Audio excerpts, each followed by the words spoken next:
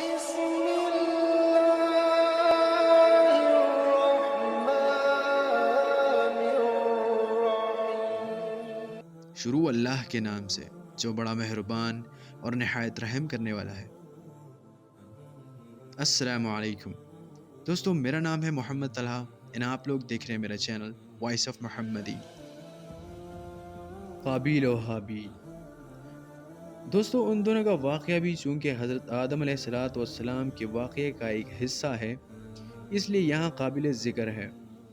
قرآن عزیز نے حضرت آدم علیہ السلام کے ان دونوں صاحبزادوں کا نام ذکر نہیں کیا، صرف بنی آدم یعنی آدم کے دو بیٹے کہہ کر مجمل چھوڑ دیا ہے۔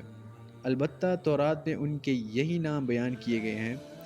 جو عنوان میں درج ہیں۔ دوستو ان کے واقعے کے متعلق حافظ حدیث عماد الدین بن کثیر نے اپنی تاریخ میں صدی سے سند کے ساتھ ایک روایت نقل کی ہے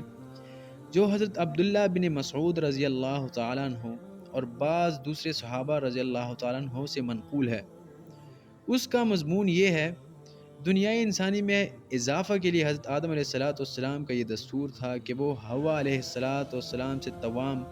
یعنی جڑواؤں پیدا ہونے والے لڑکے اور لڑکی کا عقد دوسرے پیٹ سے پیدا ہونے والے توام یعنی جڑواؤں بچوں کے ساتھ کر دیا کرتے تھے۔ اسی دستور کے مطابق قابیل اور حابیل کی شادی کا معاملہ پیش تھا۔ قابیل عمر میں بڑا تھا اور اس کی ہمشیر حابیل کی ہمشیر سے زیادہ حسین و خوبرو تھی، اس لیے قابیل کو یہ انتہائی ناگوار تھا کہ دستور کے مطابق حابیل کی ہمشیر سے اس کی شادی ہو اور حابیل کی اس کی ہمشیر سے۔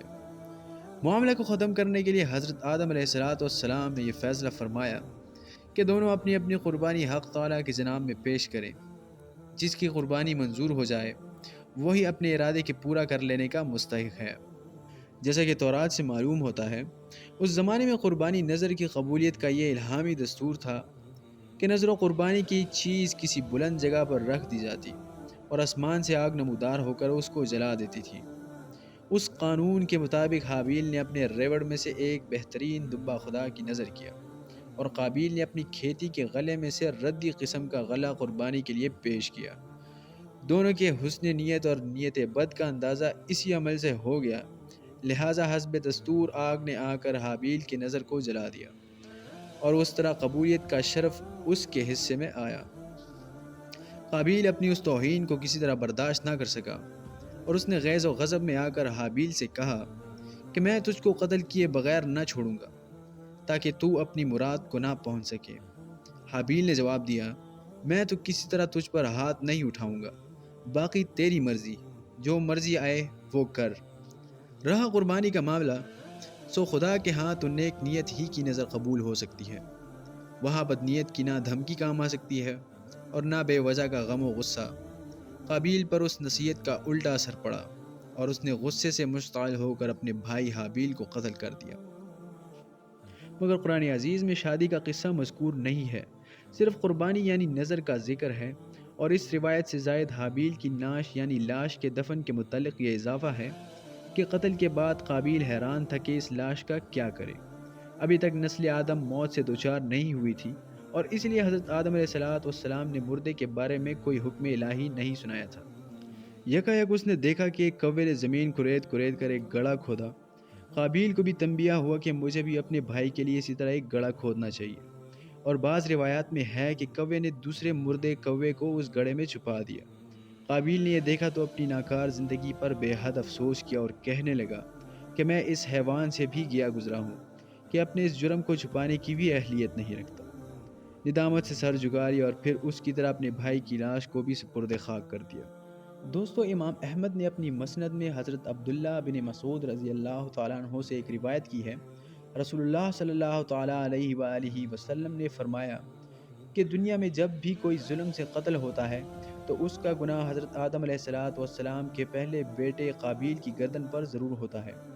اس لیے کہ وہ پہلا شخص ہے جس نے ظلمانہ قتل کی ابتدا کی اور یہ ناپاک سنت جاری کی۔ دمشق کے مشال میں جبل قاسیون پر ایک زیارت گاہ بنی ہوئی ہے جو مقتل حابیل کے نام سے مشہور ہے، اور اس کے متعلق ابن عساکر نے احمد بن کثیر کے تذکرہ میں ان کا ایک خواب نقل کیا ہے جس میں مذکور ہے کہ انہوں نے نبی اکرم صلی اللہ تعالیٰ علیہ وآلہ وسلم کو خواب میں دیکھا اور آپ صلی اللہ علیہ وآلہ وسلم کے ساتھ حابیل بھی تھے۔ حابیل نے بقسم کہا کہ میرا مقتل یہی ہے، اور آپ نے ان کی قول کی تصدیق فرمائی۔ بہرحال یہ خواب ہی کی باتیں ہیں، اور خواب کے سچے ہونے کے باوجود بھی اس سے کوئی شرعی یا تاریخی حکم ثابت نہیں ہو سکتا۔ دوستو، سورہ مائدہ کی بیان کردہ آخری آیت اور مستورہ بلا حدیث ہم پر یہ حقیقت اشکار کرتی ہے کہ انسان کو اپنی زندگی میں ہرگز کسی گناہ کی ایجاد نہ کرنی چاہیے، تاکہ وہ کل کو بدکاروں اور ظالموں کے لیے ایک نئے حربے کا کام نہ دے، ورنہ نتیجہ یہ ہوگا کہ کائنات میں جو شخص بھی آئندہ اس بدعت کا اقدام کرے گا تو بانی بدعت بھی برابر اس گناہ کا حصہ دار بنتا رہے گا، اور معجد ہونے کی وجہ سے ابدی ذلت و خسران کا مستحق ٹھہرے گا۔ گناہ بہرحال گناہ ہے، لیکن گناہ کی ایجاد معجد کے لیے ہمیشہ ہمیشہ کا وبال سر سے باندھ دیتی ہے۔ دوستو، حابیل خدا تعالیٰ کا مقبول بندہ تھا اور قابیل بارگاہ الہی کا راندہ ہوا، اس لیے ضرورت تھی کہ قابیل کے پاک جسم کی توہین نہ ہو اور نسل آدم کی کرامت و بزرگی قائم رکھنے کے لیے بعد مروین تدفین کی سنت قائم ہو جائے، اور تقاضۂ انصاف تھا کہ قابیل کی اس کمینہ حرکت پر اس کو دنیا میں ذلیل کیا جائے اور اس قابل بنا دیا جائے کہ خود اس کو اپنی بے مائگی عقل و دانش اور کمینگی کا احساس ہو جائے۔ اس لیے نہ کہ اس کو الہام بخشا گیا اور نہ اس کمینہ حرکت کو چھپانے کے لیے عقل کی روشنی عطا کی گئی، بلکہ ایک ایسے حیوان کو اس کا رہنما بنایا گیا جو عیاری و مکاری میں طاق اور دنائے طبع میں ضرب المثل ہے، اور آخر کار قابیل کو یہ کہتے ہی بنا۔